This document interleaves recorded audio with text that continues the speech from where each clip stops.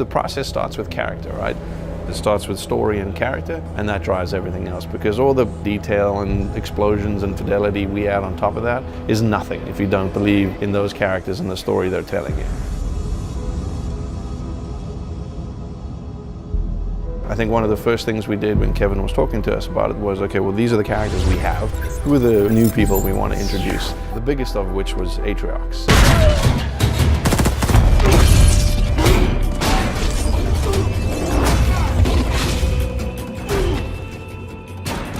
Put a lot of effort into establishing a new enemy, because you can have a great good guy, but he really needs to have an equal bad guy. A brute who can outthink you as well as outfight you physically is a very different kind of a threat, and so that's really where Atriox was born.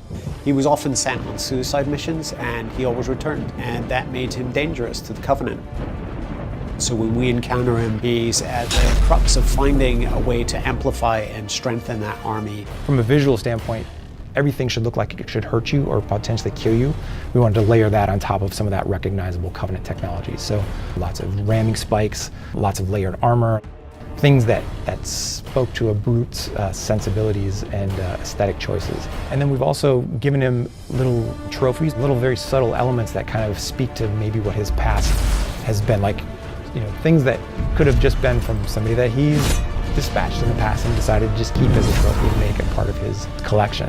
But also the form from function, where armor is at, serves a role. You know, you'd be more protected around the core, like his chest, and he's got a larger shoulder pad because he's got an augmented gauntlet. Like, this should feel like a bipedal tank.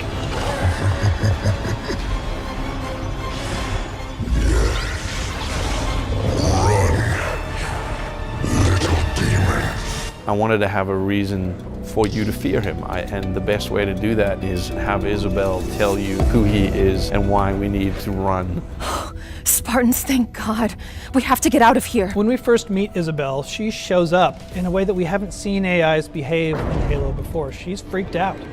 When we created Isabel, we wanted to make a different kind of AI. AIs are generally perfection. We wanted a flawed AI from the outset. We wanted her to be a little bit more rough around the edges. She's logistics, so she's, you know, kind of like the tank girl. Ripley from Aliens 2 was a big influence in that. I need her down there with me. Isabel? Sorry, sir. After recent battle reports, you should have figured out that there are rules around here. I intend to break one. We had a real task set out for us in finding not only the person who will be Isabel, but what that voice is. And I think we couldn't have had a better actress for the job. Sir, yes, sir.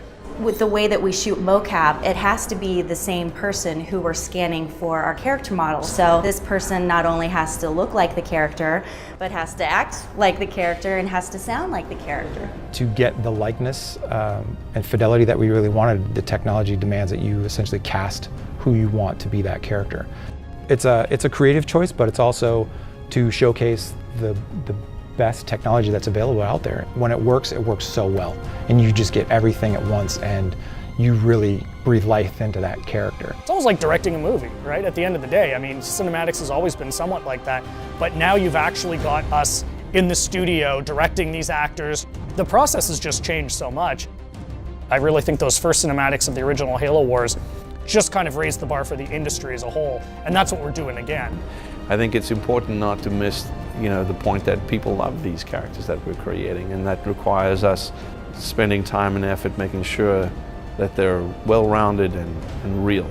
From the first word on the page, the first design we draw, to the actors that breathe life into them, to the final lighting and animation parts that we do here. Every single piece needs to fall into place.